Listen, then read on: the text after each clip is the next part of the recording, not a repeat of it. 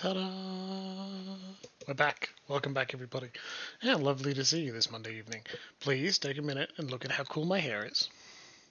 It looks slightly more emerald than it usually does. With the ring light, comes up pretty well. So, compared to Wednesday, I'm pretty pleased. Pretty pleased indeed. Man, I filled my water bottle, but I didn't get it. Okay, I'll have to stare at the chair for a second. So, the hair, right? There was a long rant on Wednesday night, and I advise everyone to check the VODs. Hello, everyone in the VODs. Cheers to you tonight. I hope you're having a good day, whatever day it is, wherever you are. And so the full story is there, but the second half is a very good second half. On Wednesday, while I was thoroughly exhausted with thinking about the whole process and not sure what to do next, some very kind friends just reached out to me, right?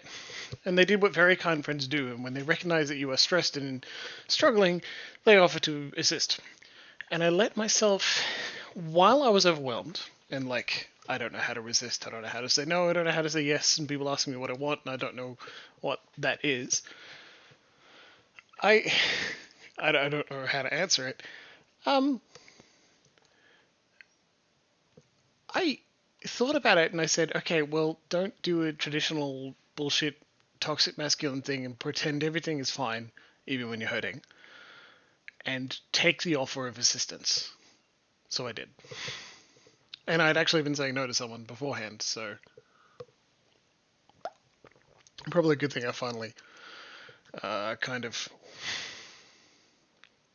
acted appropriately and said gratefully, yes, please help.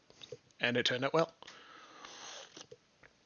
So, Thursday, my lovely girlfriend drove me to a beautiful queerest person I know's house, and they fixed it. And that just makes it even funnier because the hilarious statement that I've taken to heart is don't trust a cis person with queer hair just seems to be incredibly accurate because I don't know, we had a bunch of LGBT plus people in a room. I even kept my shirt on, which was a shame. Oh well. We got progressively higher as the dye job continued. And by the time I was washing out the dye, I realized that I was too high to consider how long I had been in the shower and or whether the dye was clear.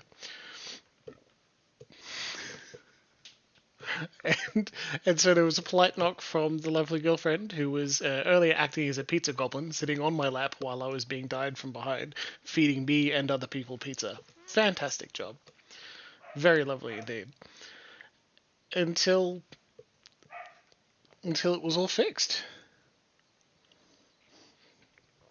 And then by Friday, I looked good again, finally.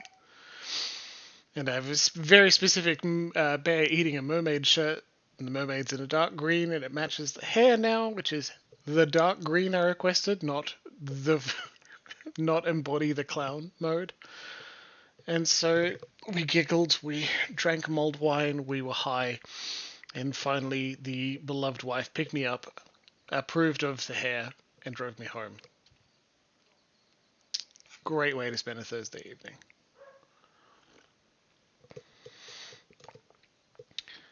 And I mean, I don't need to do it again this week, because it should last longer than a single week.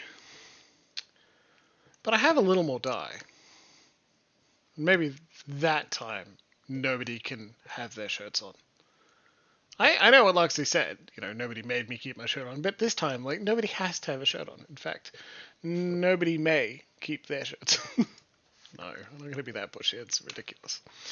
Anyway, I returned to the office today, which was really good, because I was so distraught by the shitty haircut on Tuesday, I just didn't return to the office. I had a minor anxiety attack on Wednesday and just messaged my boss saying, hey, I can't come in.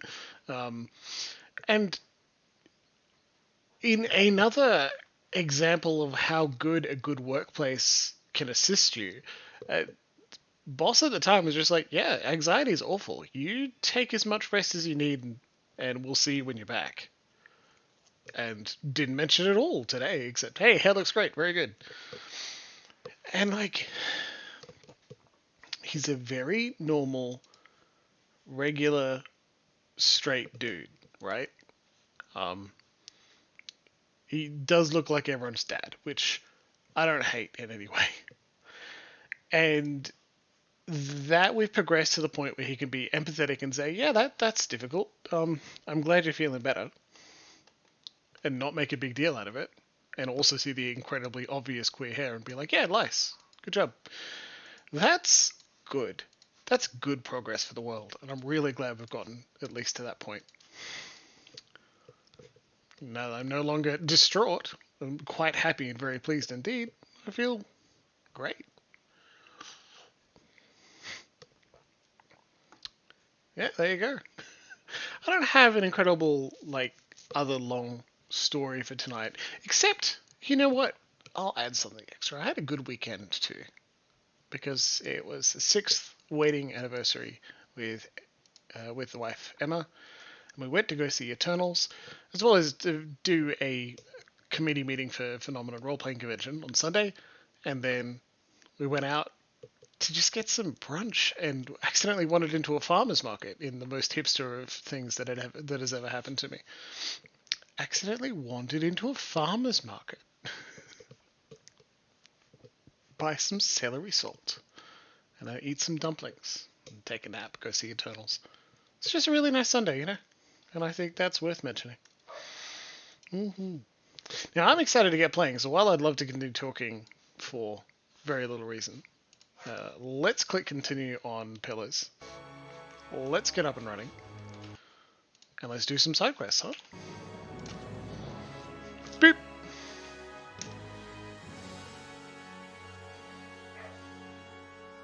And now, visual. There we go. Excellent. Yeah, so we're coming up close to the end of the game, and I know I've been saying that for a bit of time, but I mean, sincerely, we've got no main quests left to do, no possible main quests left to do, except jump into the pit. So we're going to do some side quests, including some expansion side quests, because, let's face it, some of the side quests we have, oh yeah, we just dealt with the Bleak Walker Paladin. Some of the side quests we have are Iron and Flame. Let's go to Crucible Keep and bless this hammer.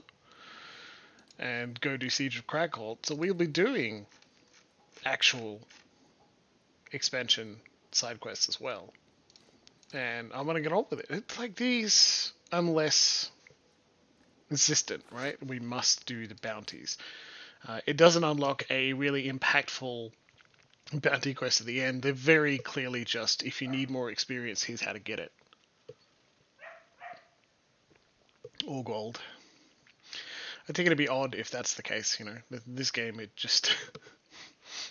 in case you're running out of money in the scenario where you're not 307,000 gold pieces rich, here's how to get a little bit more.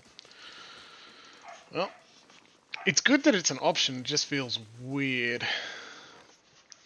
Love is light added. Well, let's do that then. For the last 2 years, sailors on the Grace of Cianima have seen a pair of lights dancing over the waves late at night. Those who have come close have reported hearing two women's voices singing a song of unparalleled beauty. Some believe they are the souls of Alessa and Pelane, ill-fated lovers from a century ago, who were cast out of Akense by a mob and driven from the cliffs to their death. Jeez. Akense's Duchess condemned the mob's actions, but the unsympathetic Songreta Dugala did little to punish the offenders. Since the rumours about the lights have spread, romantic Valians have gone to the cliff or even rowed small boats out from the shores at night to catch a glimpse of the spirits. Achense's new Duke is doing his best to curb their behaviour, but he believes the only true remedy will be putting the spirits to rest. No small task, given when and where they appear. I think this would work well for a worshipper of Ondra, right? When you have a painful and or traumatic thing to forget.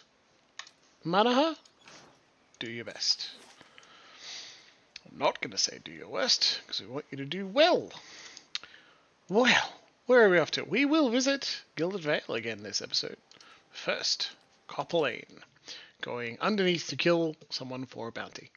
There ain't nothing wrong with that. Love killing people for bounties.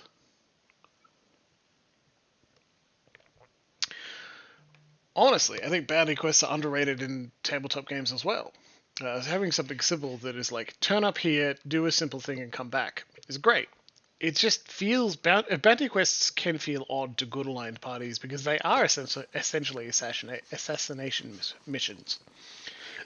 If your party is likely to think about the ethical ramifications of that, make them bounties for non-murder. Capture this person, bring him back, right? That's what the majority of bounties are. That's actually quite a lot more interesting. Hey Gordy, how's the fingers? Did you get the dagger from a real Crucible Knight? Can I see it? I'll get it for you, eventually. We continue lying to the small child. I hope you're happy. Today, there was a tweet from a developer of Pillars of Eternity 2 saying that it has been 3 years since Pillars of Eternity 2 was released. And I noted that it is only the timeliest of video game playthroughs for Professor Jimbles, and I'm glad that we're finishing up Pillars 1 soon so we can move into Pillars 2. But jeez, how time has flown past. 3 years. See, I remember playing it for the first time in this current house, which was a very new house at the time. The very first time what was that? Hey. Yeah. Oh, it's a button that opens this door. This is the very first time I'd owned the place, and it was a very rainy, stormy day, which we've been having lots of in Canberra recently. Today was the first sunny and warm day we've had all summer. Thankfully, I was uncomfortably warm. And I remember just being so stunned by the game, by a particular dramatic turn, that I needed to get up and stop playing and think about something else for a bit. I reached out and I was asking Emma, hey, Emma, I don't know if you'll end up playing this. Can I just tell you what happened? I don't expect you to react incredibly strongly. I don't expect you to have an opinion on it. But I would like to just tell someone how I feel.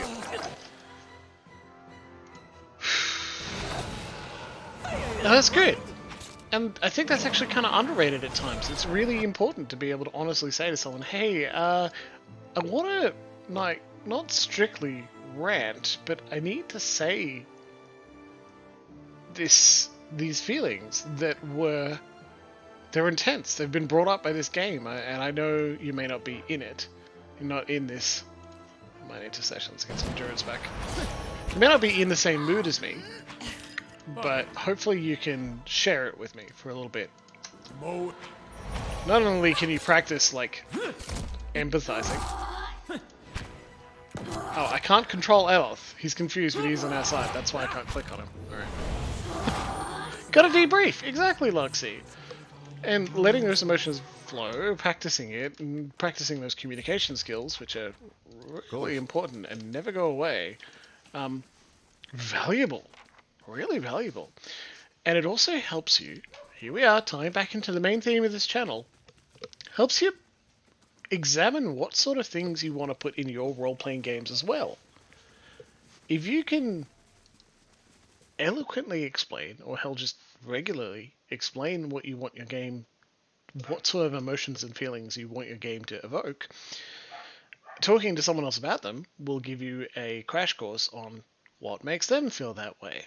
So, as well as debriefing or ranting your responses, you can listen to someone else tell you about what makes them feel that way. And that's pretty cool. It's perhaps even better to worth it. Andra's gift. There you go. Yeah, got to go to Andra's gift on the way, but there is something else we need to do. We actually need to visit the Crucible Knights again. No, not to give them the ability to make steam soldiers.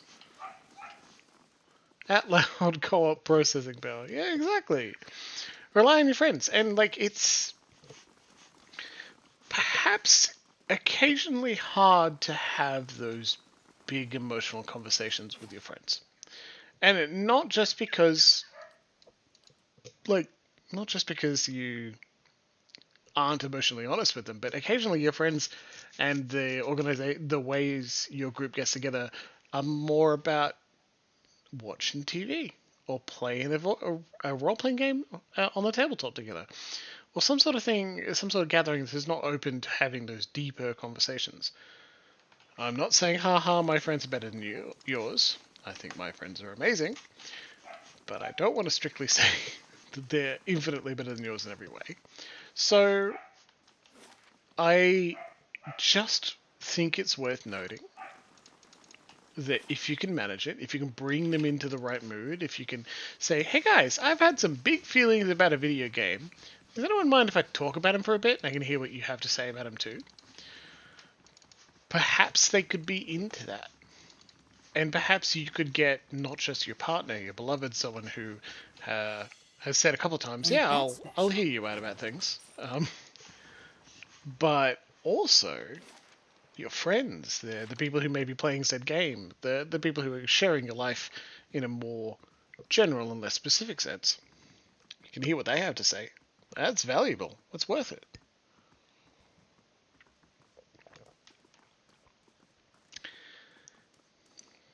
You know where you can get those kind of long discussions? Those long, emotional, resonatory, here's how this media made me feel? Fucking BreadTube, man. Those lovely, incredibly long videos you find on YouTube. Sometimes about video games, but not always. And the ones I really like are about video games. Gotcha! Laughter. These guys are all named. Some of the other bounties aren't, so it's interesting this is the case. Okay, we want symbol of Magrin. There. Out of way, Slam. Devil needs to get past. My mind feels sharp as steel.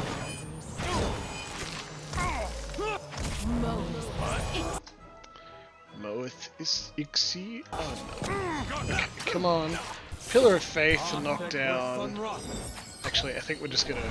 Yeah, we've got them covered. Can you see how much easier this fight was because we had endurance with this? This is why people like priests so much. So effective. It's just enjoyable, isn't it? Beat the crap out of him. Anyway, that's another bounty. Look at that. White crest armor, unique, heavy, exceptional, overwhelming wave, dancing bolts, cumbersome. Honestly, might go good on our good friend here. Let's see what that does.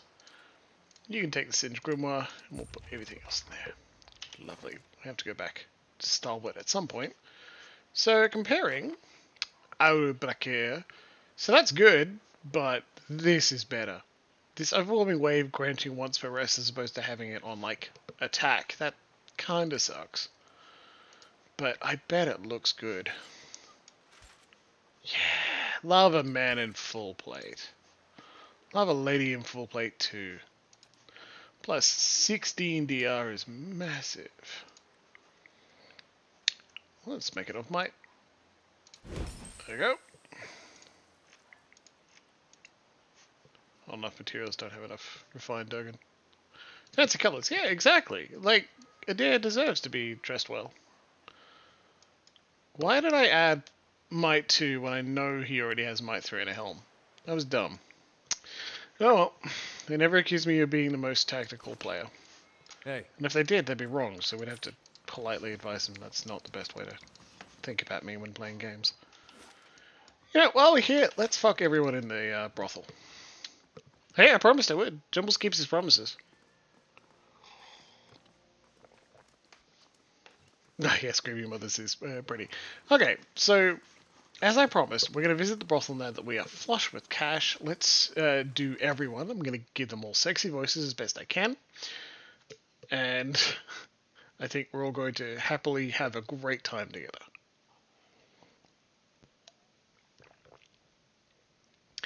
You can give money to rich people, they just put it in their banks. Give money to people who work for a living, and they put it into the local economy. I'm doing a service. If the game makes me take taxes, I might as well spend them. He runs a finger along a perfectly symmetrical goatee. What can Oracle do for you? You tell me. Some things must be experienced to be believed. How much? For an evening that you'll remember in your next life, I ask but 100 pans. A bargain for the clever saviour of the salty mast. Let's go. Sadly, come and see me the next time you wish to experience the finer things. I think the buffs only go on Slam Shadows, and if we're like, hey, Aloth, you go, it still only puts it on Slam. So Slam is the one who's going to be busy. Yeah, this place is called the Salty Mast. It has been the whole time. All right, then. Big Dermsy.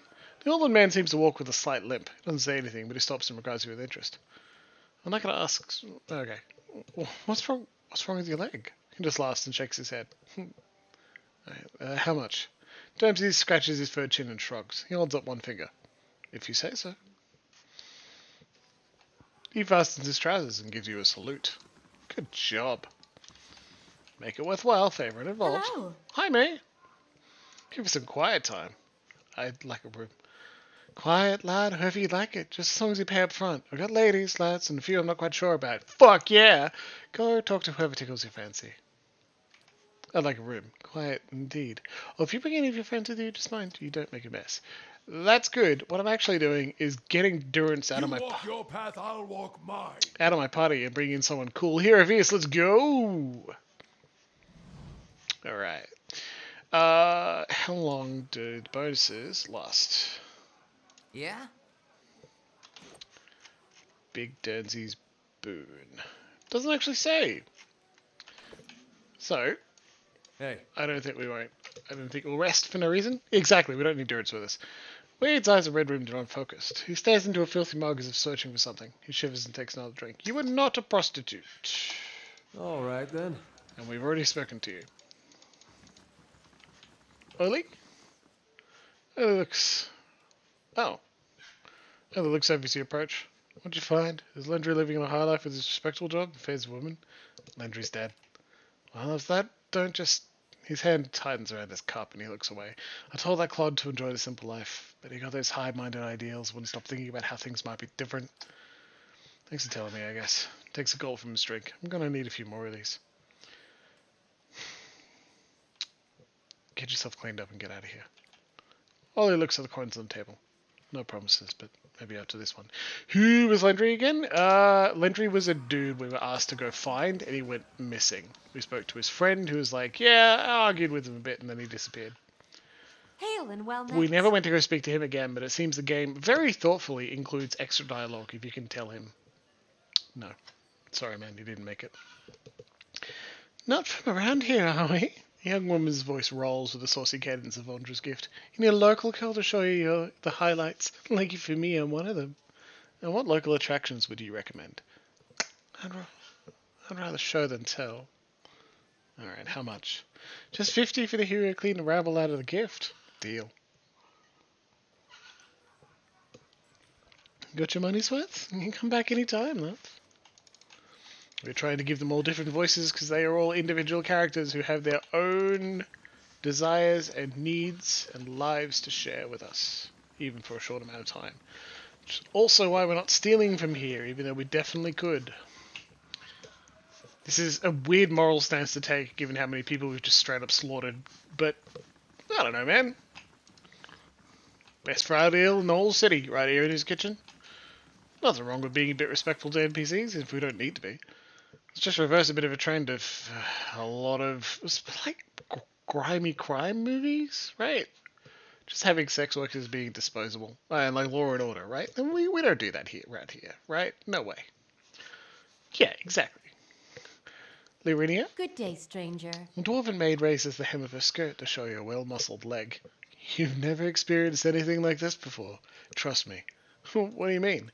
Let's just say I don't tire easily. Just slaps a smooth, firm thigh. How much? Lyrinia sizes you up. I hear we've got you to thank for stopping the thugs. I'll make it 300 coppers for a night that will knock good sense out of you. Let's get to it.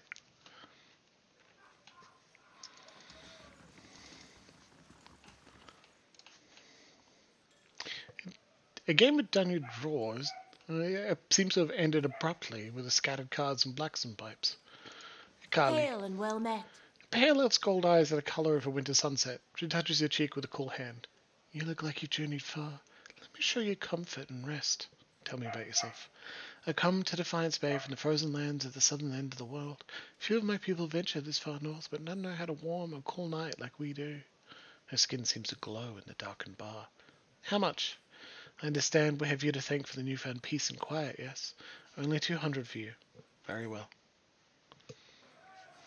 Come see me anytime you need company on a lonely night. Back order. Things are always busy here. These are refined gentlemen's club, that's right. They're like, we just sell weapons and armor that's not the best in the game, but pretty good. And more than you could get at the first time you just walk in. It's pretty good. We sold a bunch of stuff here for essentially no reason. So now they're carrying around a lot of junk they don't need. It's funny, I'd say. I think some of them are references to previous Obsidian and isometric RPG games, which is good. I don't get all of the references, sadly. Up close, these look more comfortable than one might expect. Aldwin. The elf's long hair frames high cheekbones and a long, slender nose. It's not every day that the club gets such a breath of fresh air. With Cyril gone, the Salty Mast needed someone else on top, so here I am.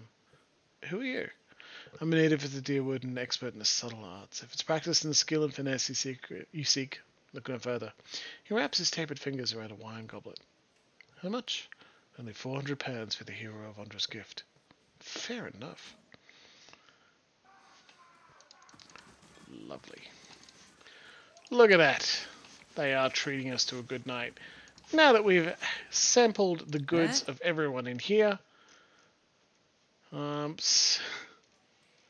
sad to say it looks like it doesn't stack everything, which is a shame, but it is very cool. Holden's Boon, 1 law, 2 perception, 2 intellect. 400 is still to get a mini cutscene? I don't know.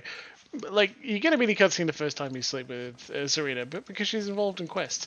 I'm impressed and pleased that they added unique dialogue for each one.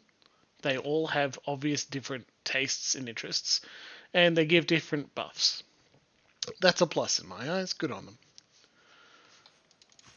I feel certainly less gross than I could if we walked into the brothel and then you all get the same dialogue, you know? Also, 400 after a discount. I approve of independent contractors working in the same office building that allows them to save on insurance costs, being able to set their own prices. That's good. Good on them. This is certainly the least gross brothel I've seen in a video game. The one in Planescape Torment doesn't count because no one actually fucks in there. And I'm glad it exists. I am. It's a very good writing, really good writing and very interesting. But it feels like jumping or sidestepping the actual question. If the question is how do you make a decent non-exploitative brothel, they're like, we're going to sidestep that entirely by not including sex. Alright. To me it feels the same as like abstinence only education, right? Oh yeah, you can do this. Don't pretend it's this thing doesn't happen, so we're not even going to cover it as a subject. Like, that sucks. We're going to hope the Crucible Knights don't attack us on sight. Because they do hate us. Not nearly as much as the Dominels. The who...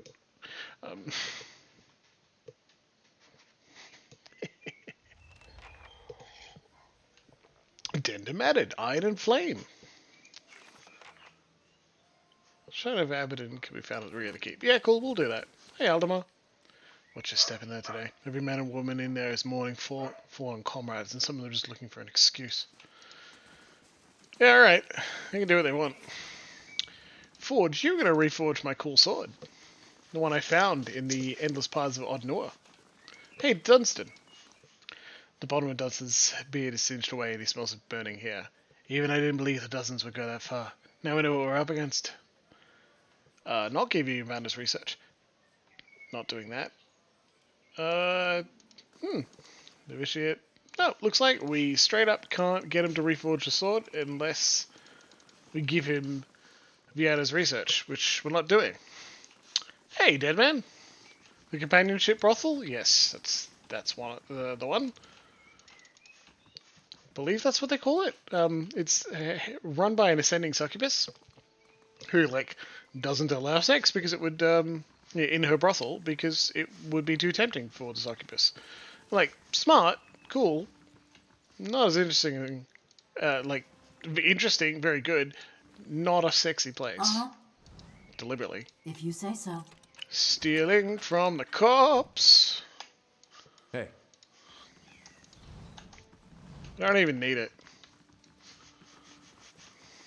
It's just we have a high enough stealth that we can steal from the cops with impunity, so we're going to. Shrine of Abaddon!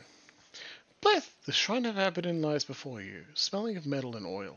Bless Mazka's Forge Hammer. You place Mazka's Forge Hammer at the base of the shrine. For a moment, nothing happens, and then you hear the distant ring of hammers striking anvils, tens and hundreds and thousands, all in unison. Mazka's Forge Hammer suddenly flares with light, and the chorus of hammering fades away. You retrieve the hammer, and though its appearance hasn't changed, it feels heavier somehow. Oh. Bless your hammer at the Shrine of Magrin at Magrin's Fork. Yeah, we'll do that next, don't worry. Gained a bunch of experience, not that we need it. Oh, maybe Hierovius does. It's only level 15, not a little guy. And then, let's keep going. This sort of, you're at the point of no return, go deal with any other side quests thing. It straight up doesn't happen in tabletop games, because it's difficult to include a reason that's Pardon like... me, madam. I didn't see you there. My whole right side is sort of a blind spot. No need to trouble yourself. Well, I was wondering how long you've been... Oh, forget it. Probably no big deal. That's interesting. Hierovius saw Grieving Mother slightly. Pretty cool. Pretty cool.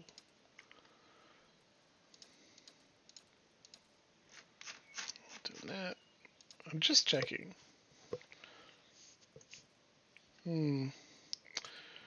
Dareth Gribble, done.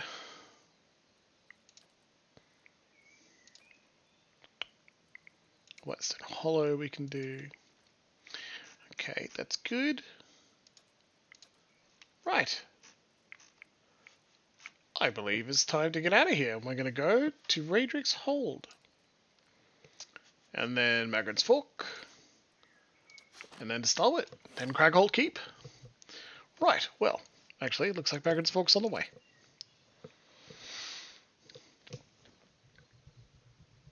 Yeah, this sort of endgame, you were about to do the point of no return, be careful, and make your final choices, clear off all your quests. It's just so satisfying to me.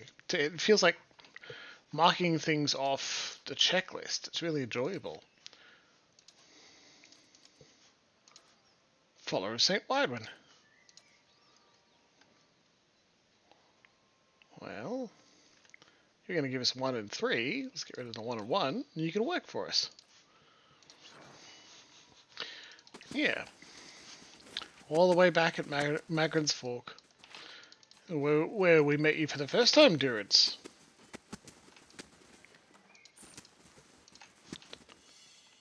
Oh, look at here. The ash-covered shrine of Magrin stares before you, and the scent of charred wood still lingering in the air. Place Mazka's Forge Hammer on the shrine. The temperature around you begins to rise, and before long you feel as you're standing in front of an open forge. Mazka's hammer begins to glow red hot. Suddenly the ground near the shrine erupts into columns of living fire, flame blights. In the sky, winged shapes dive towards you, smoke trailing from their wide open jaws. Magrin. I wonder if this is a Magrin priest just being like, "Hey Magrin, what the fuck?" No, we need to fight for it. Which, you know, kind of makes sense, doesn't it? That's what she does. She's not just gonna give it to you.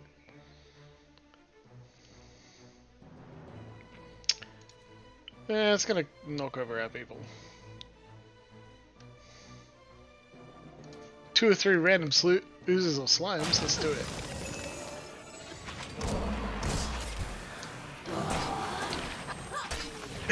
Lava.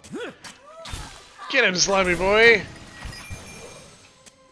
I think we paralyzed... Yeah, we paralyzed a flying drake. Whoops. Seals. Me too.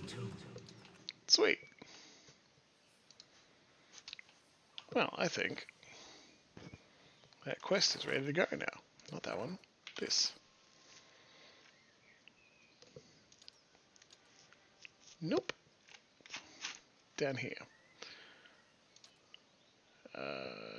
No. Huh. Iron Flame. There it is. Return to Mazca. Lovely. Of course.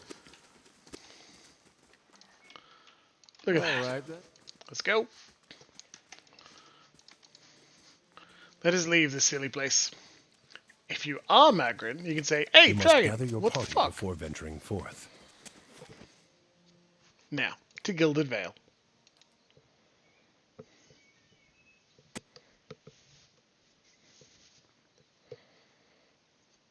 Most inns have inexpensive rooms. Yeah.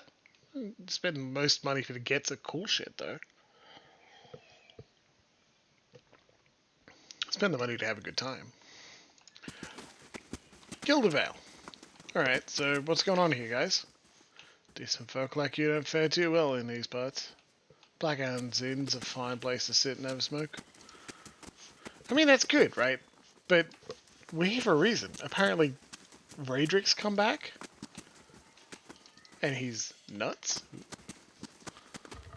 Look at all this stuff we get for having high perception.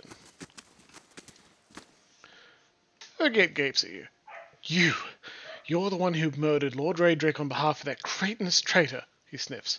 I'm sure you understand your request for housing and land is completely out of my hands now. I mean, yeah, but isn't he back? That's why we're here. Having slain Lord Raedric, I thought Gilded Vale freed from his influence, but it seems something stirs in the Great Keep yet. It's maybe the work of a new usurper after the throne or mere superstition. Either way, it may be worth investigation. Lord Raedric himself has returned to his keep, despite having died at my hand. Well, like, yeah, okay, well, I guess let's just go straight to the keep. After taking a nap in the Black Hound. We're slightly wounded. Not very. A little. It's worth it.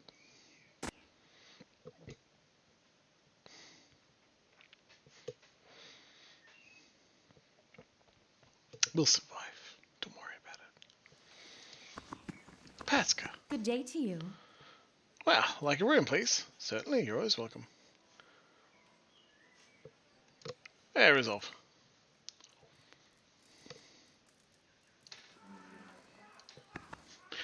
No, not the Cadnua competitor, thankfully. This is someone else. This is the guy in Gilded Vale. He came back from the dead. He was so pissed off. And we're dealing with a side quest. Because if you don't, bad things happen. Sadly, we are no longer booned from our trip to the brothel. Yeah, exactly. Like, it makes sense to forget. It's been a long time since we were here. Many hours. But, like, this is the part that felt, to some players felt unfair. Like, you ignore this quest, Gilded Vale burns to the ground.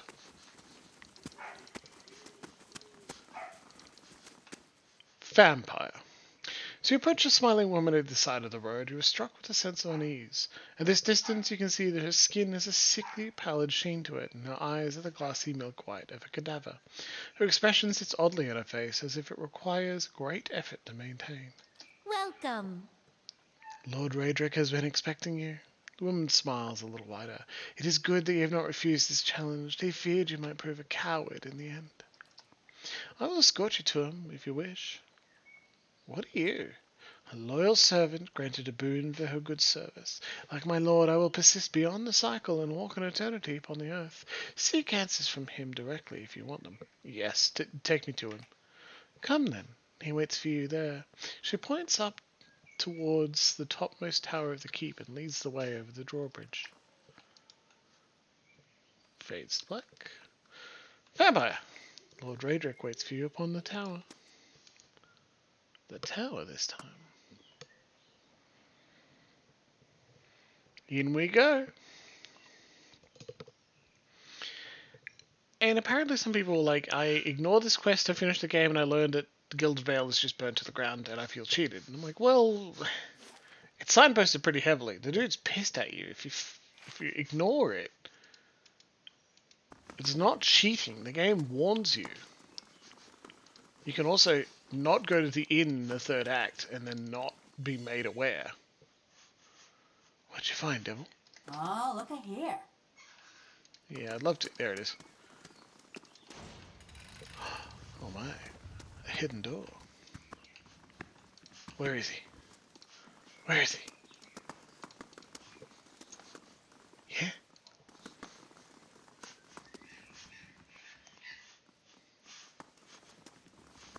Come on. Where is he? It's gotta be somewhere, right? At the topmost tower, they put us right in front of him. At least they should have.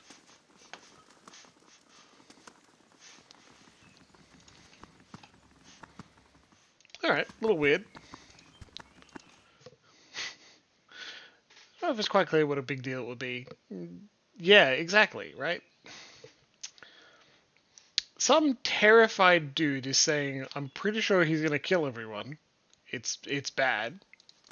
Oh, I bet he's up here. Yeah, alright, whoops.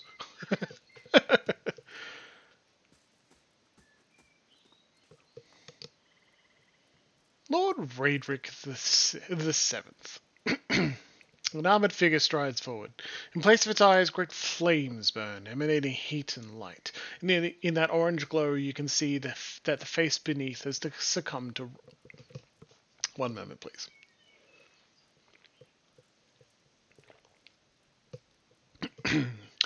An armored figure strides forward. In place of its eyes, great flames burn, emanating heat and light. In that orange glow, you can see that the face beneath has succumbed to rot, the cheeks sunken, the lips pulled back over grey gums and decaying teeth. But it is unmistakably Raedric who stands before you. Look well. Look well. See what you have made of me. But see too what great Bereth has permitted. I am returned, mind and soul, so that I might be avenged upon my enemies. Raedric's voice has gained a scratchy quality, but retains its stolid arrogance. This was a terrible idea. Alot's eyes shift in your direction. I wasn't going to say anything, but... Raedric laughs, a low and unsettling sound. Then kneel, coward, and I will strike your head off. You'll meet no kinder end than that. I have strangled the life from the usurper Kolsch with my own hands. So fell your champion, your great hope. He raises a fist in demonstration, clenching rotting fingers. Was that creature to be your Thane?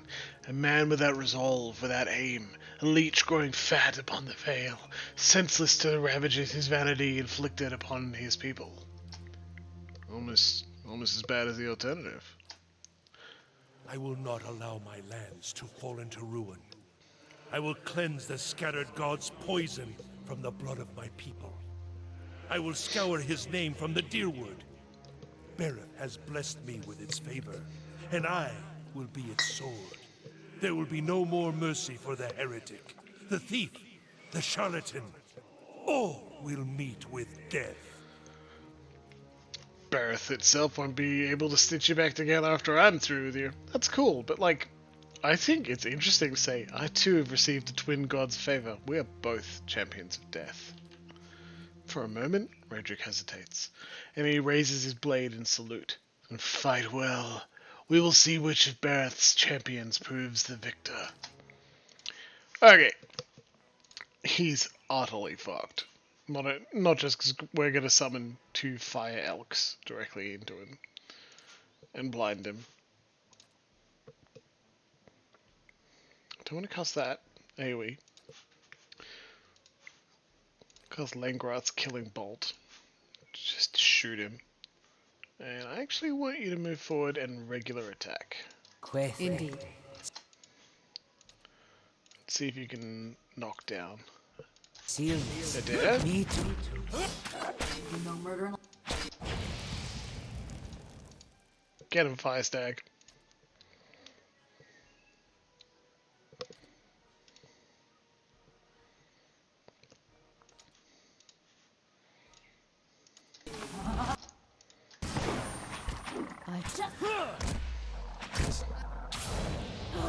Yeah. Now he's on the ground. Like, he's trying to cast Fireball. That's pretty interesting. Ulu Sen. We got him.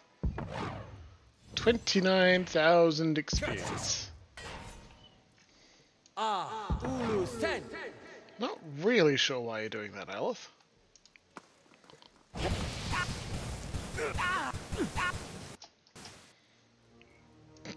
Not really sure what happened there. He carries many scars. Defiant, regeneration, fine. Only 14, so it's not the best, but 1 endurance every 3 seconds is not amazing either. Stacks well with a fighter's armor. And that's it. Having slain Lord Raedric, I thought Guild would fail. I to feel freed from his influence. Well, defeated him once and for all. Problem solved. Yeah, it seemed like an invisible wall of fire was set up, so we stepped over it and went, ow, ow, ow, ow, ow. And that's, again, very funny.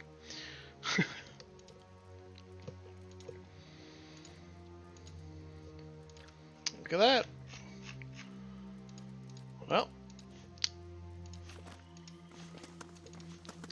Hey, Vampire, you still here? Yeah? It is true then. You've been graced with Bereth's favor. The pale creature glances past you. A great champion and a lord of death. Greater than he whom I served. After a moment she drops one knee. I would serve you loyally, my lord, if you would have me. What power I hold would be yours to command. Very well, go to my stronghold at Cadnua. The vampire rises, bowing neatly. Thank you, my lord. I will travel there at once. Hell yeah. Free vampire, babe. Like the candles in Final Fantasy. Ow, ow, ow.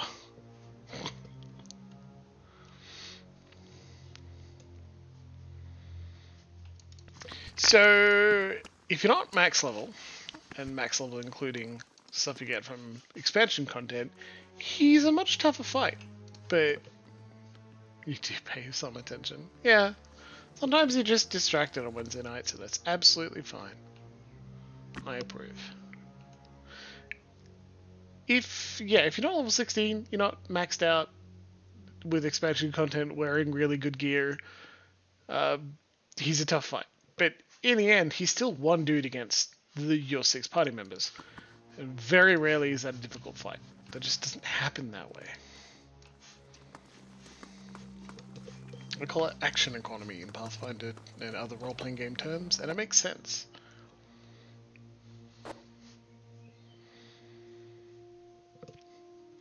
Because unless you give some way to have your big bosses like get extra turns or have minions to do things, they're just going to be underpowered compared to having multiple players.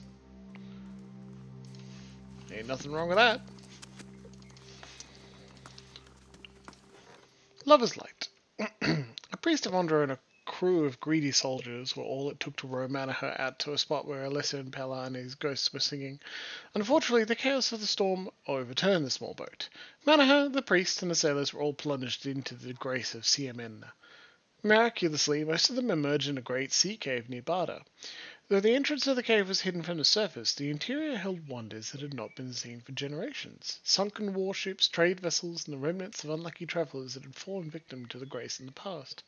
Manaher and the ragtag group discovered a tribe of survivors that had persevered in the caves through cannibalism and limited raiding. Their extensive time in the cave had left them unintelligible and wild. Though some attacked the crew of the recently sunk boat, Manaher was able to scare the others off. Eventually, the group found their way to a pile of bones that contained the remains of Alessa and Palane. The Ondrat priest buried the pair together and performed a service over the bodies. With that, the spirits retreated from the world and towards the beyond. Spell holding, swap endurance. 100 endurance transferred from caster to the other. Absolutely not worth it. but cute. Glad it's there. What the well holds. A few miles north of Kindle Vale sits a tiny village called Whitereath. So small that it's often missed on maps and tax records, the village has little contact with the rest of the Deerwood. Despite its tiny size, the village has a long history dating back to its use as a Glenfartham tribal camp over 3 centuries ago. One of the most prominent features of the community is a deep well, the top of which is made from Engwithan Adra. Though not of any religious significance to the Glenfarthams, all who see it agree that the well is truly ancient. In recent years, locals have reported strange sounds from within the well. Some describe it as animal sounds, others as odd speaking in a foreign tongue. No one has dared venture down into the well, but villagers are becoming nervous about drawing water from it. Though the community has modest resources at their disposal, they have reached out to nearby lords for assistance. Well. Kana, have fun.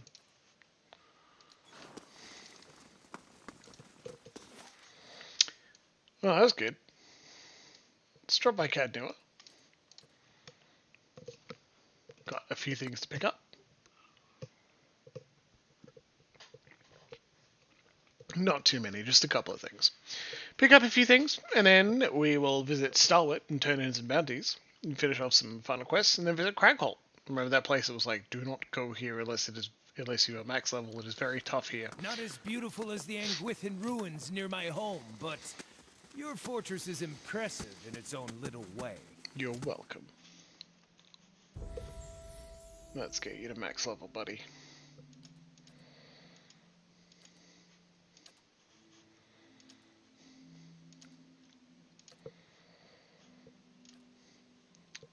Bear's Fortitude. There you go. We are ready to be the tough ones. We've been training hard.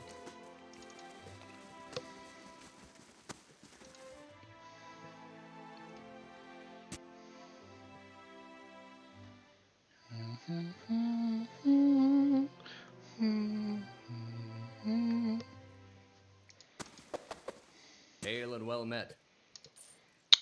Well done. You've outdone the Ducal Palace. Mine is not terribly difficult. Anyway, here's your pay. Anything else? Got any bounties? Claimed up. Here we are. Let me see. Alright. I didn't expect another round of bounties. Okay. There's Dalgard, a slaver, not exactly popular around here. And there's some kind of cult, looks like. One I haven't seen in a while. Captain Moami, the pirate. Alright, I'll go after the ranger. The ranger Formo has been waging a one-woman war campaign of terror against travelers passing through woodland plains. Survivors report that she feeds her victims to the pack of wild animals that travel with her. And a lot of folks would be glad to hear she's been dealt with. Galen Dalgard? This one's got teeth. Galen Dalgard, the slaver. He and his friends have been spotted at Madmouth Bridge. None of the local authorities are willing to touch him because he's got powerful connections back in Adia. Some nameless souls willing to put coin down to see Galen breathe his last. This is personal. What's this about a cult? Not sure what to make of this one. Something about a murderous cult of druids, led by Mwyn Pegwa.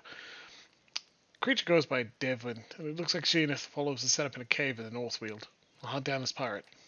Captain Moami. Mainly goes after Valiant vessels. His crew just made landfall at Ansog's compass. Not sure how long he's planning on staying. This is your chance to take him down before he sets sail again. Alright. I did not expect a third round. I think this is the third round of bounties from the warden. Wow. Let's go do it. It'll only take us a few minutes. Very nice glass of gin and tonic. I must say, Brett. Fancy gin. There's a cat in your flop spot. That's terrible. You cannot pick up the cat?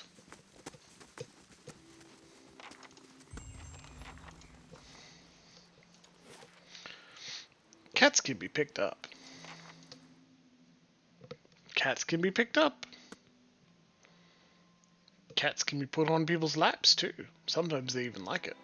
Often they do not.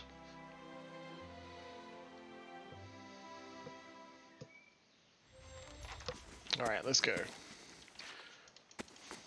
Find a captain. I am going to have fun killing a slaver because it's always morally correct to kill slavers.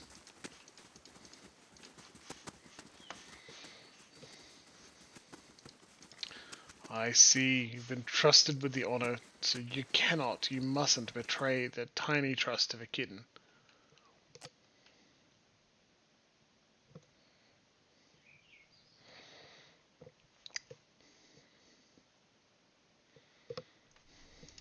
I think the pirates are in here. You look at that. Queste. Hey! Can't just shoot me.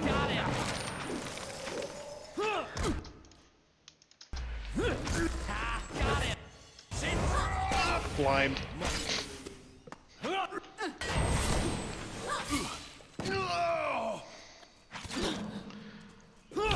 Kitty's just too friendly. Friendly in the way the kitties are. It's occasionally not present. Gotta try something. You're in trouble. Oh, run over.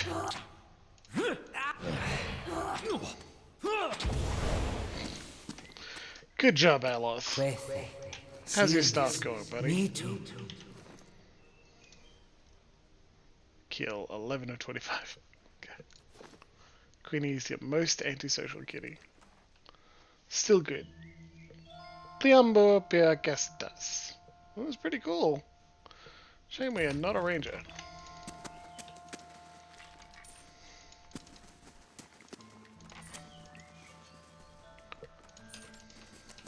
Alright, let's get out of here. Exceptionally horny. Aloth staff, oh my. You think Isilmir wakes up during sex? No, better than sex. I wonder if Isilmir wakes up when Aloth is enjoying a bit of solitude. It'll be awkward, feeling that there's a past self. Though Isilmir sounds like she'd be fun too, so it wouldn't be too bad. Fields in Falls, Valewood. Do we have something in Valewood? I think we might. Nope. Madma Bridge, Northweald Cave, Woodend Plains. Oh, Woodend Plains it is. Sure to make herself known when he's on her own. Yeah. It sounds like advanced masturbation techniques to me, but if there's another personality involved, I'd call it sex. That's what I say. Which could be convenient as long as you actually get along. And we know for a fact they don't, so that could be, yeah. Oh well. Alice, I was hoping it was easier for you, but it very clearly isn't. Oh, there you are. Cool. I bring them. That's dramatic. I bet you...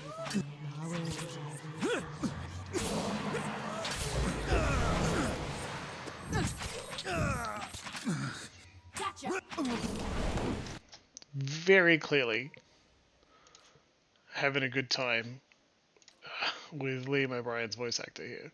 Liam O'Brien, the voice actor.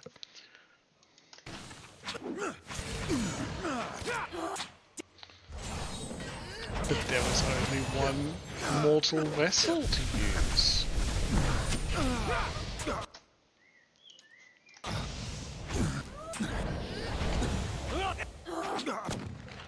What are we to do?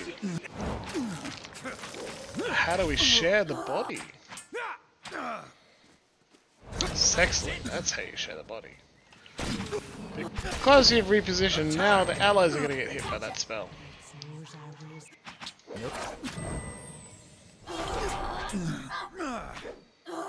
We'll see if we can get to the 5th incantation.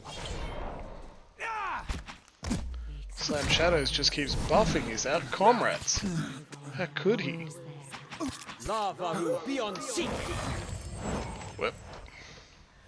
Moeth Ixi Ana! Brianna's breastplate. Travel to Woodend Plains and defeat the Bleak Walkers. I forgot that was a thing. Hell yeah. Well, grat Slam Shadows. You've got the next level up. 3 intellect. Exceptional. Well, that's great. I don't know if you're ever going to take 300 points of damage, though.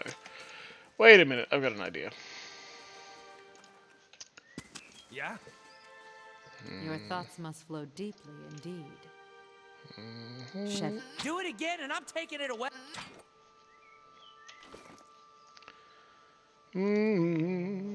From enemies, yeah, alright. Well, good thing it specified that and I ignored it entirely. But still. Of course. Whoopsie! Because otherwise, I would have been very happy to cheese that. It just would have been most of his health. It'd be fine. Don't worry about it.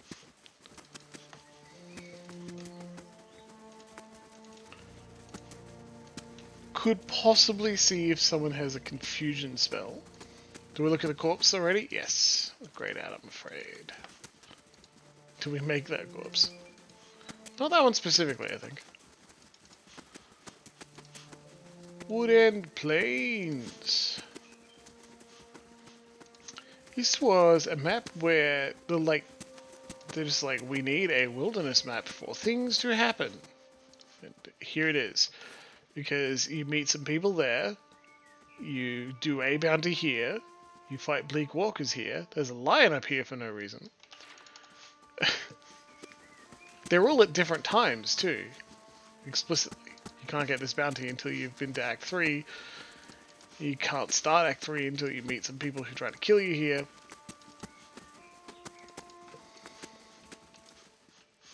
Oh, come now. Where are you? Here. No, oh, man. Oh no, here's the animal companions. Alright, well, we found him. Unfortunately.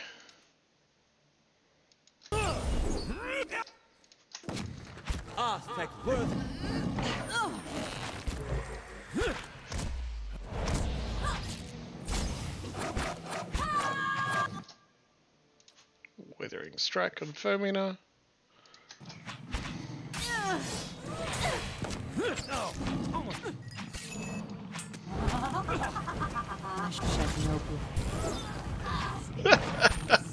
That cycling was a good spell. Poor grieving mother is suffering because of it, but it was very funny. Let's throw on a heal spell though.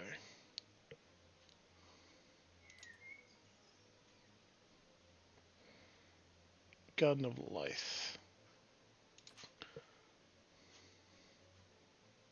Huh. Neat spell, but what effects? Lovely.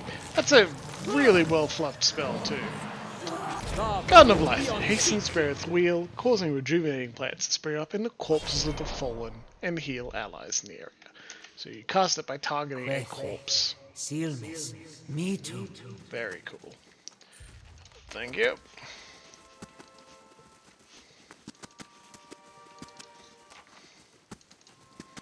Right, where's next? Northweald Caves, or you need to visit something as well. Let's do that. Jeez, heaps of side quests. They're fucking everywhere.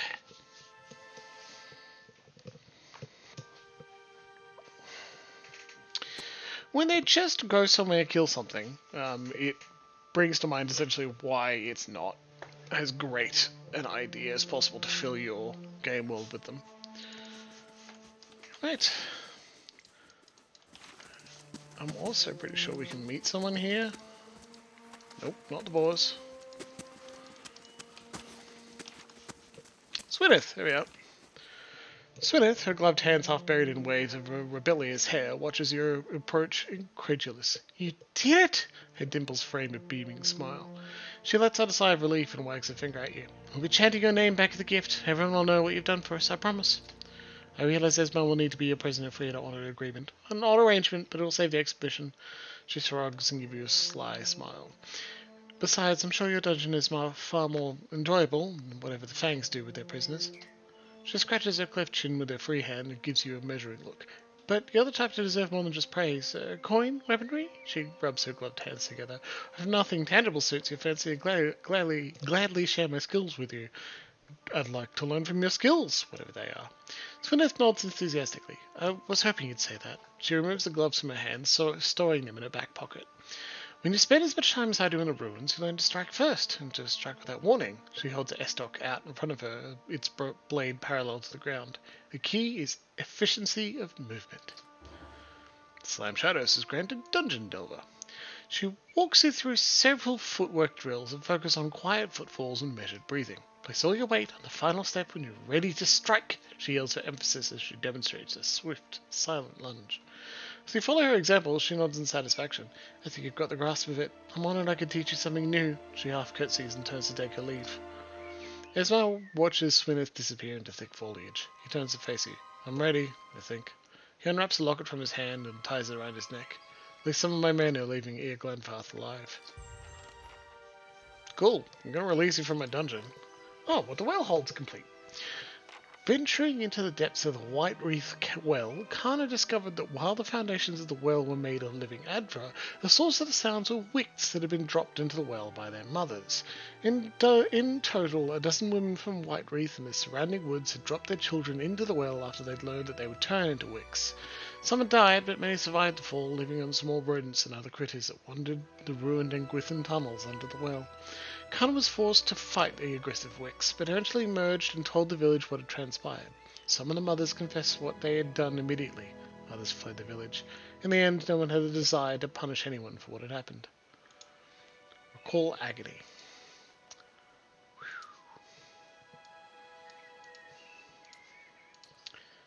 Dark. Release. There you go. Have fun, mercenary captain. Very enjoyable dungeon somewhere in Cadnua. So, Slam Shadows is now extra kinky. Oh no, who could have seen this coming? Who could have seen him coming? Whoever's there to see. Here's a question. Dom or sub for Slam Shadows? Please vote 1 for Dom and 2 for sub.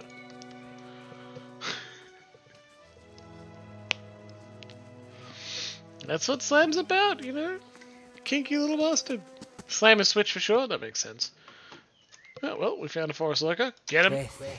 Sealness. Another forest lurker. Get him too. No question about it. I think I should be vaguely ashamed that I didn't include Switch as an option. Huh? How could I forget? I love several Switches. You cannot venture forth while in combat. Ooh, that's a new one. You cannot venture forth while in combat. Fancy, fancy. Game's telling us that we can't just ignore whatever we're fighting. Funny, this is like the third time I played through. I've been playing for 27 episodes or more. 28 today. And like, I haven't heard that before. Clearly Jimbles finishes his fights. He's not someone who wants to run away.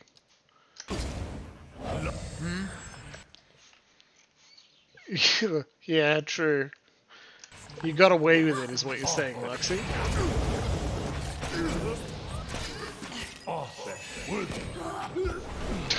Bonk.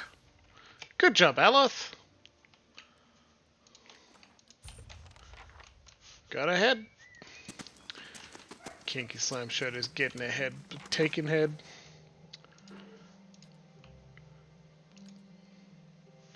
Madmar Bridge. Let's do that.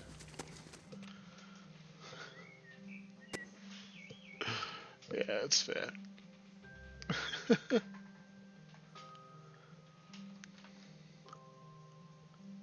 Good music.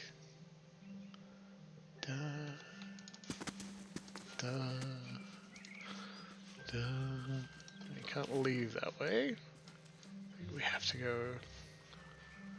back this way. Oh. Quest.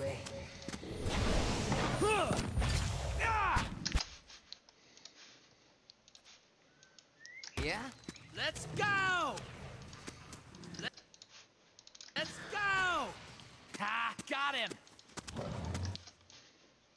What are we doing? We're getting 300 points of damage, that's what we're doing.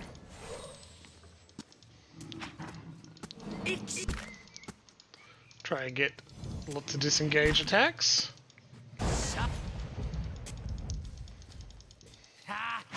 Super easy to grind 300 damage, right? Slam may also accidentally kill the stale guy though. Misses, come on.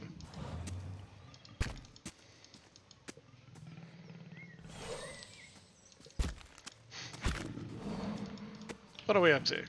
How fast is this gonna be? 84? Not bad, come on, let's go slam.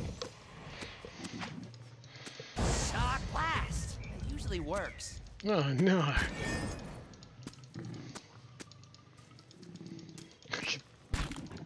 Hear that kitty.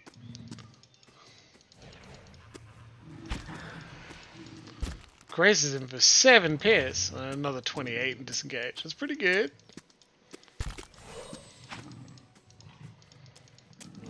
Also getting his like phrases up too, so we can finally cast this. Shock 3, 2.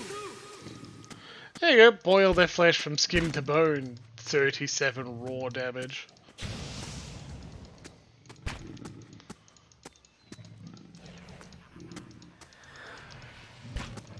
Significantly like surprised that they're respawned enemies here, because I swear we've walked past, and generally they don't respawn in pillars. It's just like once you clear the place, you've cleared the place. Got great experience. How about now? What are we looking at? 280 of 300. Fantastic. Why would you not do this immediately? Well, we just got another 32. Can you take him, Slam? Yes, you can. There we go. Rest in the Alpine Dragon's lair after it has been slain. This is your fault, chat. We haven't killed the Alpine Dragon, and we won't, because I respect your wishes. But there you go. Grants dire blessing when endurance drops below 50% once per encounter. That's pretty good. Well, we don't want to kill the dragon. No, we've non-violently solved 3 separate dragon conflicts. Which, you know, is pretty impressive. A kitty there. Oh, Marvel was nearby, but she's wandered off. Oh, this more combat. What? Get out of here. Seal this. Need to. Absurd. That's not very helpful. Yes, turn AI back on.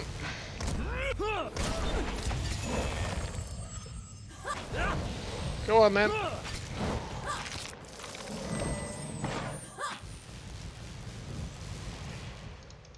Right.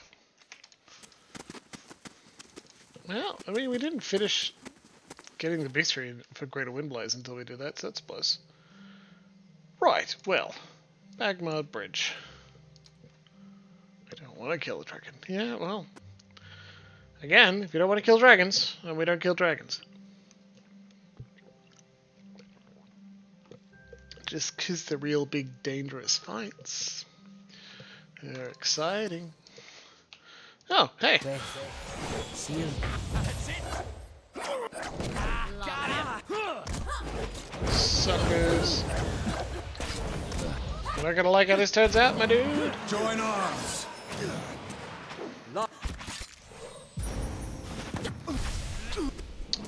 We travelled so far, the Gladefather and Soul Hunter didn't have a chance to be employed by us. Got him. Go on. Good job, No Devil. way. Eat shit, slaver.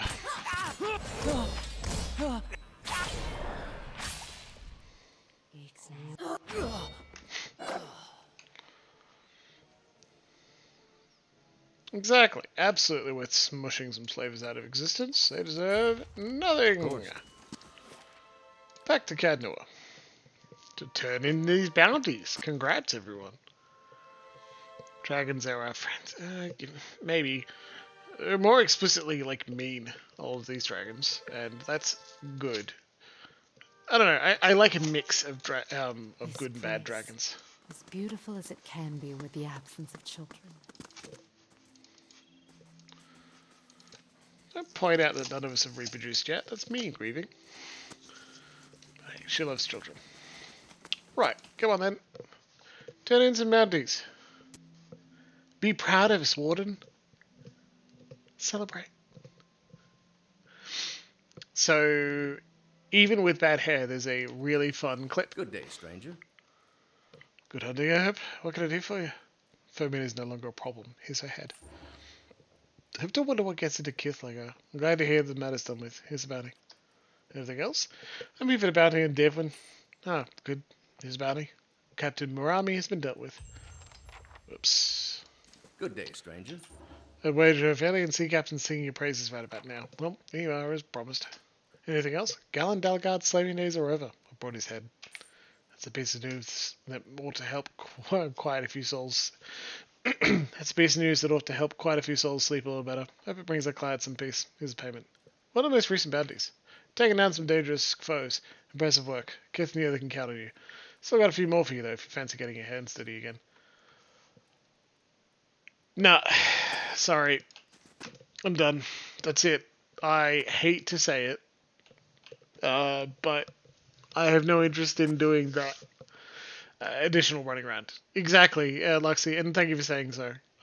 But we have hit the side quest limit for Jimbles. This place that can be with the absence of children. Major adventure added. Glenfather and Soul Hunter. You didn't stay long, did you, buddy? Okay, major adventure. No other text. Have fun, Sagani. There you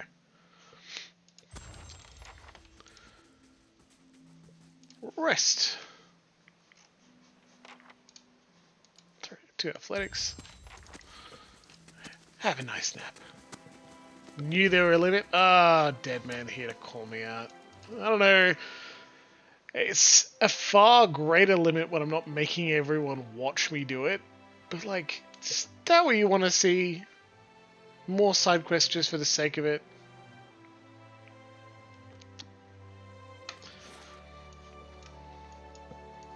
If we don't accept the side quests, we don't need to worry about the side quests. I've got to go to Whitestone Hollow too. There's no plot to be wrung out of them, exactly.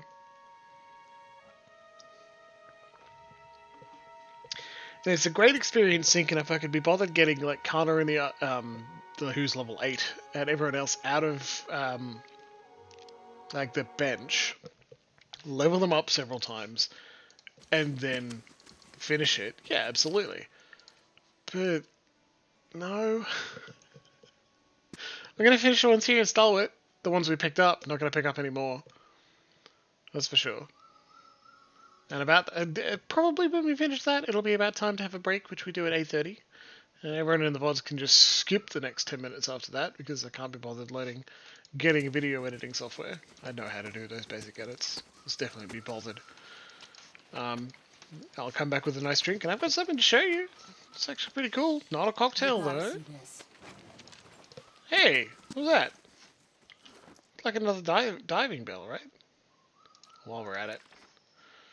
Nothing from Willbreaker. Nothing from Singe Grimoire. Nothing from Winter's Woes.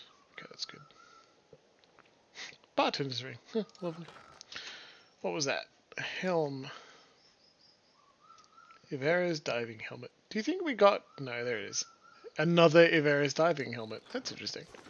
Just in case you didn't already have it, I guess. There's a Lagerfeth here we're going to kill. Somewhere.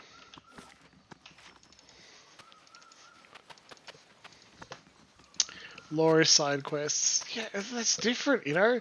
The bounties, the go here, kill the thing, leave. Nah, we're done. You know? Oh, well.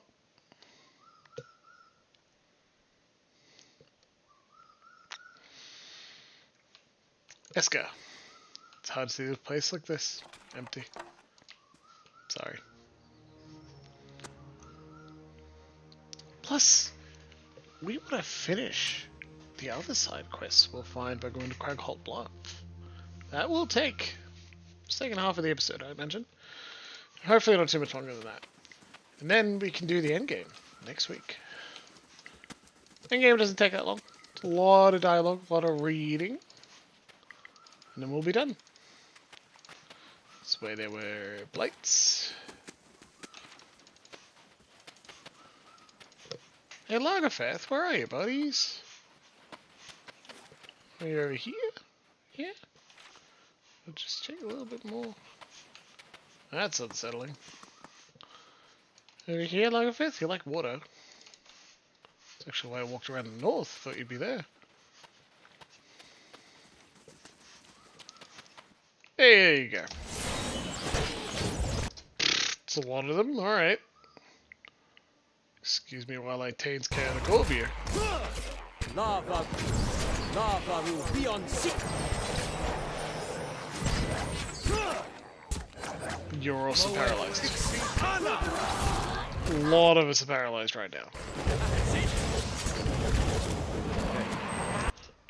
Dan, could you charge them just to knock them all down?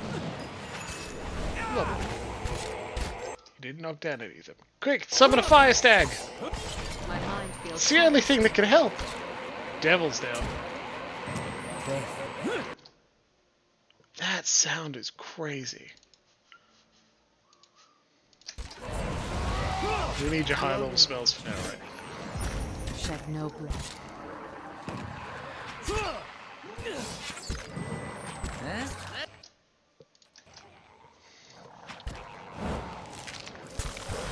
That's like...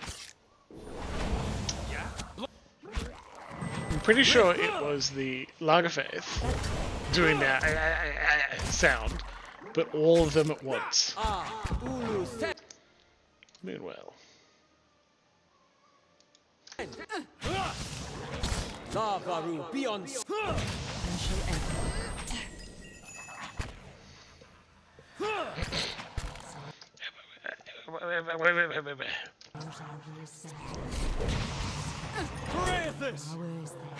Yeah, well, Ade's gone down. Of course, Aloth has gone down, because of course he has. Leave it to me. Big hits from Grieving Mother, that's a shame. I'm gonna move in. I want you to do that cool death healing spell. My spirit waned. That was loud as well. Put the other healing down. Moeth Ixiana. Damn it. This thing isn't doing the job.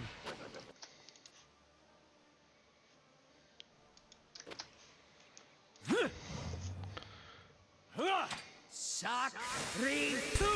Die already. Oof, big hits. Get him, Herbius. Good job. Well, that was hard. Good lord. Bonk, bonk. Glad we killed them. Alright then. Right. Let's get the hell out of here. Taxes, taxes, taxes. Terrible.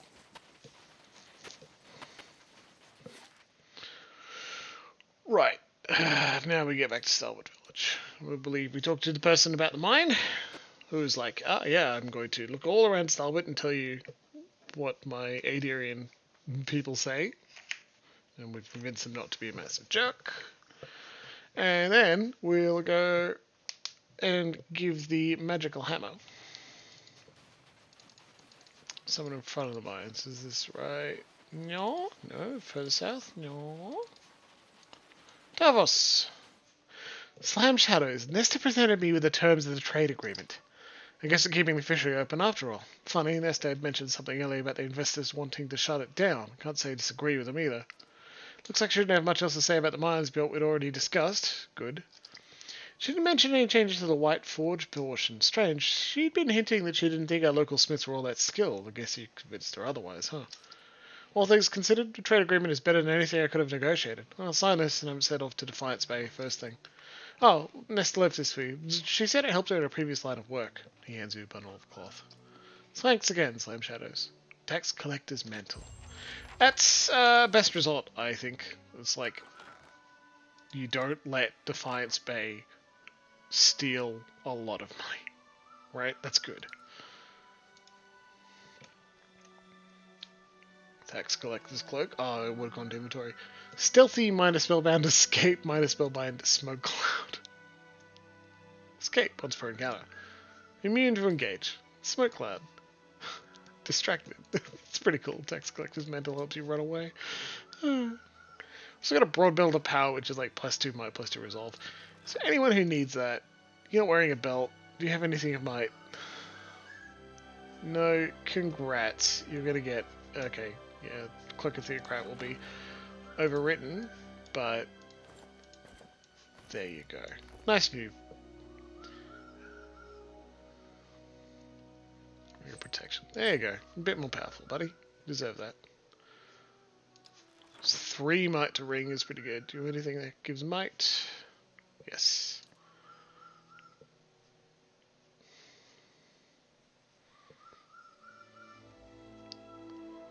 Okay, we're gonna have to take your wizardry off. It's not that useful because we've got much higher level spells. And you deserve a might bonus, Aloth, which will help your spells deal more damage.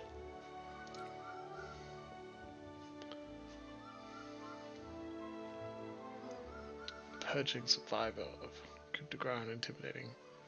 Like Resolve. Off Dexterity, god, that's powerful. We can actually do better on your ring though. There. All saves. Okay, cool.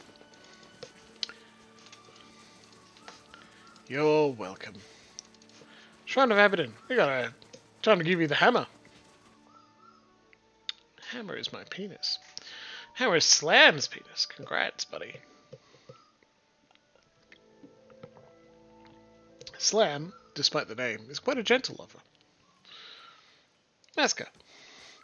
Hey there, I hope you're not having any trouble with that ritual. Could have warned me about the flame blights and drakes. The what now? Nothing in the ritual mentioned any of that. Maybe it just happened to be there. Here's the hammer. If it summons anything else, it's your problem. Just in time, too. I was supposed to be done with this sword yesterday. Okay, magic hammer, do your thing! She raises the hammer and prepares to strike the unfinished sword. Watch. Masker swings the hammer down hard, and both blade and anvil ring with the force of the blow. The blade's metal ripples like liquid as it shapes itself into a proper sword. Masker grins and nods at you. But the ringing continues, becoming more and more shrill. Just as the sound becomes unbearable, the sword shatters, scattering metal shards across the room. Talfier's ritual. I haven't seen anyone try to use it in some time. He glances at you. You had help, of course, but it doesn't change the fact that you were the instigator, Masker. Is there any reason I shouldn't immediately cast you out of the temple? Hey, Garfield Card. Nice to speak to you. Well, what's the other CRPG? I've played quite a few, so I'm happy to give my perspective. No, Master. Masker's eyes are fixed on the floor. What about you? And Grim turns to you. You made yourself a part of this. Is there anything you wish to say in Masker's defense? Pathfinder Kingmaker. Ah, okay.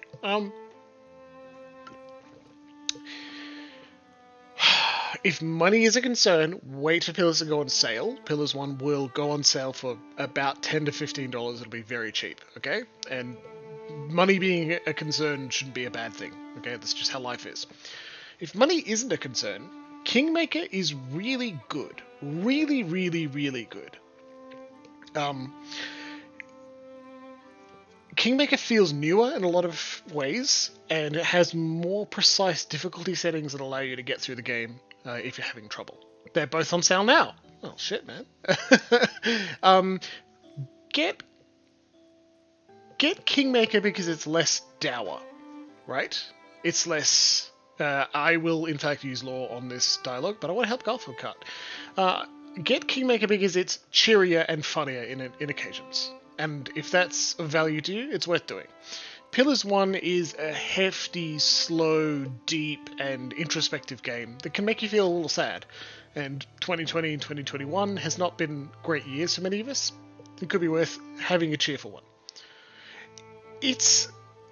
harder is a decent way to say it, because it does run on Pathfinder 1st Edition, a slightly cut down version of the rules, but Pathfinder 1st Edition being a really dense tabletop game, there are a lot of classes that make the game slightly harder, but again, those difficulty settings, the ability to tune it all the way down to make it not hard at all, means that if you run into trouble, you turn the difficulty down, you'll be okay. It also, some difficulties we can have with more dense lore and established settings is that we don't know, like, it'll mention a plot thing or something about the setting and you won't know what that is. Kingmaker's got the best way to describe that I've ever seen. If there's a term you don't understand in your dialogue or someone else's, you mouse over it or even press it on a controller, because it is controller capable even on computer, and a quick window of lore just pops up and it will tell you everything you need to know in that moment. And so the first little bit is dense, but it's enjoyable. I like Kingmaker more. Just, I mean, put it out there. I finished the sequel, Pathfinder Wrath of the Righteous. It was really enjoyable. Played Final Fantasy for a bit, Final Fantasy 15, and it was great. And then I just wanted to play more Pathfinder by the same company, so I started up Kingmaker again, and it's my current I'm not streaming game instead of Final Fantasy 15. I was supposed to achieve some other class things, so it's pretty funny. Neverwinter Nights 1, great game. A little old, but the remake or remastered version by Beamdog is highly enjoyable. And they just released a high quality model pack to make it look even better. It's pretty good. Anyway, let's use our lore. All errors can be reforged into lessons. One of Abaddon's affirmations, if I'm not mistaken. A valuable lesson for Masker. Wouldn't you agree? Would that more of my acolytes actually read the book? Ingram smiles. Masker, this stranger have preserved your position within the temple. See that his effort was not in vain. I won't. Thank you, Master Ingram. Masker gives you a little smile. And thank you for getting me a second chance. Here, a gift for you. One of the very first things I forged. Now I need to get back to work. Still got a lot to learn. The unlaboured blade. No, where are you? There you are. It's soulbound, and it's a dagger. Hey, grieving. We're going to replace your exceptional stiletto with a bad sword. Simple might be as specific as one can be when describing this dagger. Its handle is leather wrapped and plain. The blade is bronze. It has no markings, no filigree, no gems or fancy metalwork. It appears well made, but is so unremarkable that it is a challenge to judge. This is a bad sword. It also... and blade, but I gotta note, it gets better as you use it, so we're gonna keep doing that. Okay, so Garfield Cut, it's actually lovely to have you, but we take a break at 8:30, and it's 8:32 local. We'll be back in 10 minutes. I'd love to talk more about the Enhanced Edition and Neverwinter Nights, because I played it through a little while ago, like oh no, shit, oh my god, it's over a year ago now. Fuck, time does that to you. And it was a lot of fun. I'd never finished some of the expansions for Neverwinter Nights 1, and I had a really good time doing it, based on Noah Caldwell Gervais' YouTube videos and his whole retrospective of the entire franchise. I was like, well, I should give it another try, and since I really enjoyed it. One of the first things I forged, it's a check. Good call, Luxie. Okay, we'll be back in 10 minutes. I'll see you with a new interesting drink I want to show off, and I will catch you at 8:43.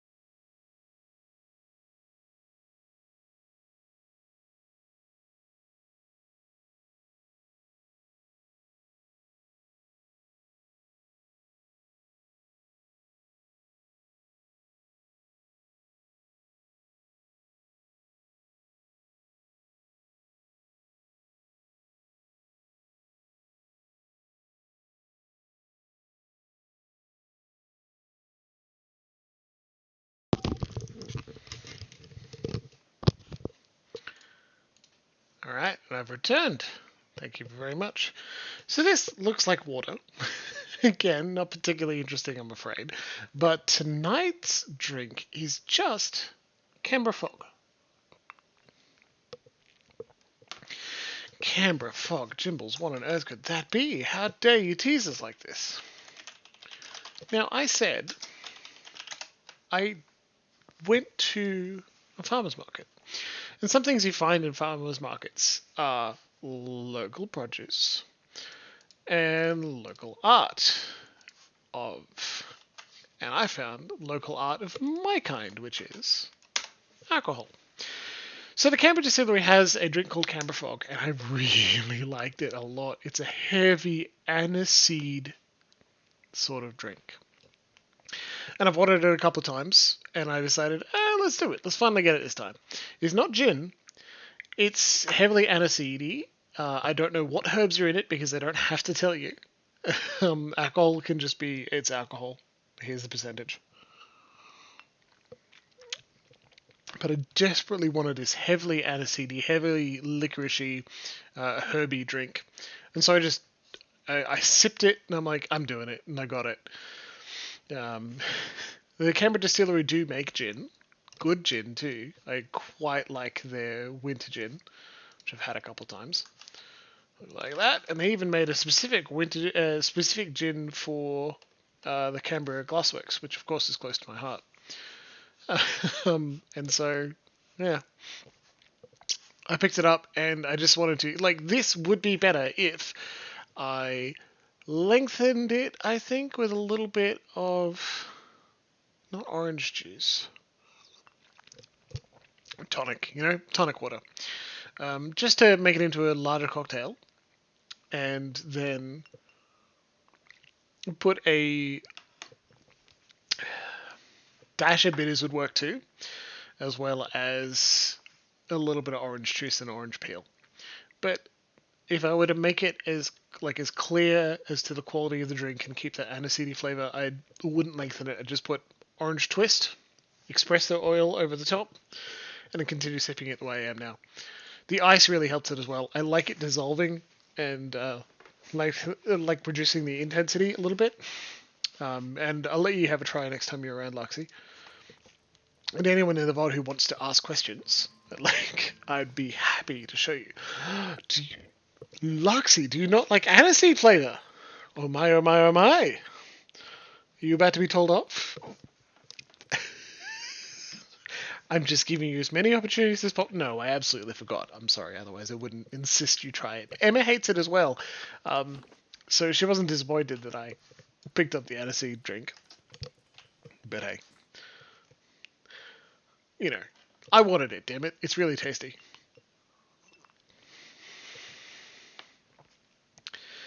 And when it comes to alcoholic drinks, I'm pretty pleased that I can give us a different kind of taste each time. Oh, when December starts, I bought that massive box, that advent calendar of beer from Plonk, their local Canberran alcohol store. Yep. Folks will be happy to hear it. Might put you in Andra's good graces too, right? Here's your reward. A red water lagerfest won't trouble anyone anymore. I'll tell the farmers they can sleep soundly. Here's your reward. Bryn Lord is taken care of. I'll be damned. Didn't think you had it in you. Let the fangs know. Here's your reward. Cool. She's got no more. We finished all the bounties. Thank fucking Christ. Lots of turns with nothing new. Average adventure added. Well, alright. Have fun. There you go. Go. Yeah, I know Emma hates it. Oh well. Okay, so now, Blade of Endless Paths. We can't do this without completing Built to Last, I'm afraid. So we're not doing Lovely Drop. We're not doing Built to Last. True to form we'll get on the Burial Isle when we go there for the end. So it's time for Siege of Cragholt. Let's go! Oh wait, Blick Oath. Gref's Rest and Starwit. Jeez, they only walked past. Aniseed is nice. It's a beautiful flavor, very complex. I'm also not going to tell you you're wrong. I'll just keep enjoying it myself. More for me, right? What a shame. Yeah, twist of orange. Orange and aniseed, just brilliant flavors. I remember when our friend, like, let me taste her witch's brew, which is not as flirtatious as let me taste their witch's brew, which is not as flirtatious as it sounds, but boy, that was delicious. That's incredible strong aniseedy flavor. Well, welcome back, Garfield. I hope the dog is well treated. Yeah, may have heard mine in the background today. I never meant for any of this to happen. I found the Bleak Walkers. You did? Well, what happened? I dealt with the Bleak Walkers. Hattie and Alwina were killed, but Esco's alive. God. Hattie. But Esco lives. You've saved him? And for that I owe you everything. I can't ever make any of it right, but I'll try. Here, take this, and thank you for sparing me a final stain upon my soul. No worries, buddy. This is weird. Why do we gain reputation in Twin Elms? And also, why do we gain reputation with Gilded Vale? It happens.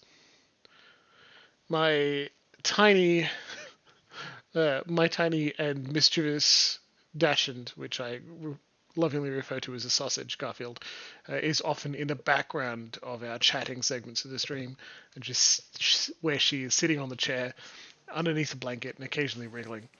It's a very good dog. Very silly indeed. What do you have? Some flirtation involved, yeah, but that's just because of who they and I are. Love it. I warn everyone in the chat, hey, I'm going to be flirting with everyone in here.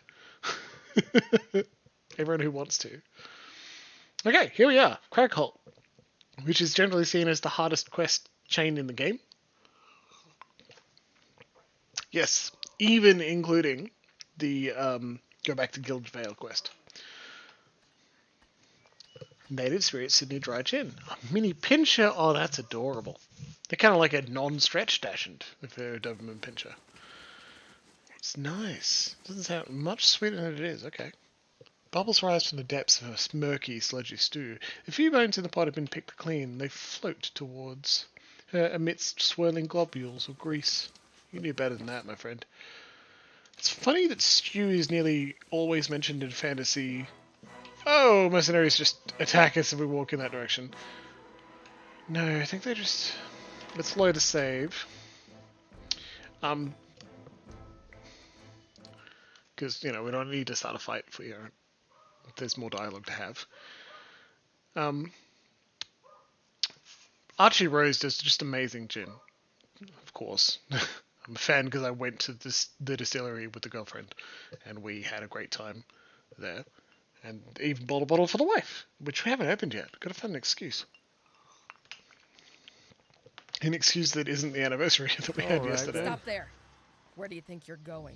One of the guards takes a step forward. She looks you up and down with a sneer. This area is under the control of the Torn Bannerman. Anyone else wanders in, they're not leaving again. What is going on here? For starters, I've got orders to put a sword through your gut if you don't turn around and run back home. You do realize they're speaking to the Lord of Cadnua. Wait, Cadnua. You mean you're the one everyone's talking about?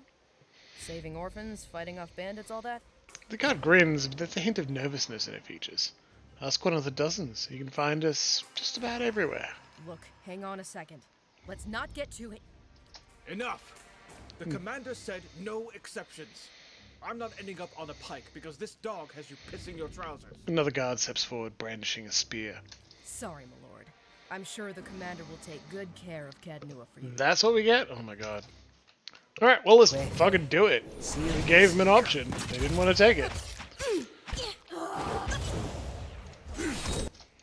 Accidentally clicked on the wrong spot. So, these mercenaries are taking significant beating as well. Yeah, we are going to take care of the commander. That's the first part of this quest. It's like, go see what the Torn Bannermen are up to. And then, inevitably, they attack you. So you kill everyone here. You sort it out after. Good job, everybody. Yeah. And so, like, I would love to go visit Archie Rose again. And Sydney isn't currently locked down, so I might. But the problem is, when I turn up to Archie Rose, I spend a lot of money. If you say so. You'll also notice difficulty 15 mechanics to use no lockpicks. clearly most difficult place in the game, right? Sleeping Orlin lies atop a filthy bedroll, several paces from you, snoring loudly. A large key rests atop his chest, tied to a leather thong around his neck. His left hand loosely holds an empty tankard. Examine the Orlin. The Orlin's heavily scarred chest rises and falls with loud, uneven snoring. He mutters in his sleep. The short, pretty one. How much for her? Well, what will this buy? The Orlin's voice drifts off as he continues to snore. Suddenly he stirs, his eyelids tightening. No, not the armour. No. The Orlin curls into a ball and rocks, but does not wake. Quietly approach the Orlin. Who will approach? Said Devil of Karok.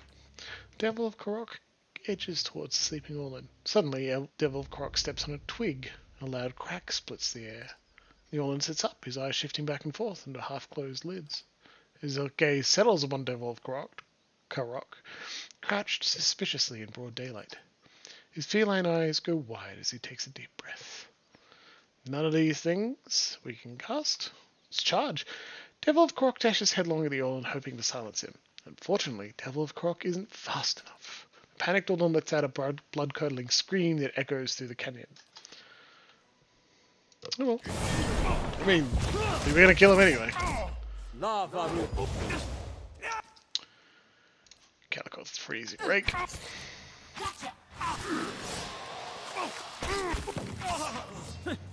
Yeah? Oh, that summoned a bunch of enemies. How about we deal with them? Out of the way,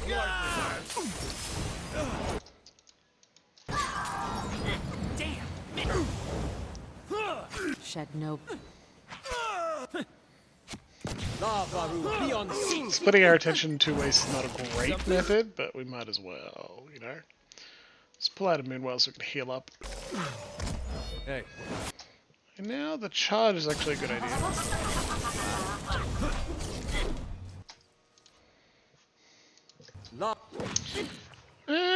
That's a shame. I mean, when Emma opens her gin, I'm sure you would be offered some as well. We can put it into a nice gin and tonic, or again, make a nice martini.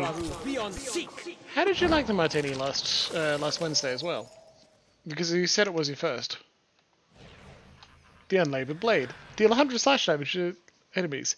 It got strictly worse. Difficult to say to sure, but the blade seems to have picked up tarnish with use, despite the relatively light usage it's seen since you last acquired it. It's hard to imagine that the blade was made so cheaply it is already near the end of its lifespan, yet it does not appear to be far off. A single rune is visible along the blade. At first it looked more like a scratch. It seems impossible to remember now whether the rune had always been there. Dead Man! Redeeming points for CRPGs. Well, I mean, that's essentially the whole point of this stream, right? We talk about computer role-playing games. But hey, we just had a new person join us and brought up a decent point about whether to get Pathfinder Kingmaker or Pillars, and also about how they're playing through Neverwinter Nights. Now Neverwinter Nights 1 was a massive, not just improvement, but like change to how we treat role-playing games on the computer, because Neverwinter Nights 1 still has a glowing and valuable modding community that involves itself primarily in creating stories in a limited toolset. Now, what better example of what a computer role-playing game is about than that, right? They're using the tools in front of them to run regular tabletop role-playing games. And in D&D 5th Ed, that makes sense, right? Sorry, in D&D 3.3, just 3rd edition Dungeons & Dragons, it actually makes sense to use Neverwinter Nights in that way. And boy, are they succeeding. It's another way to remind yourself that you don't need...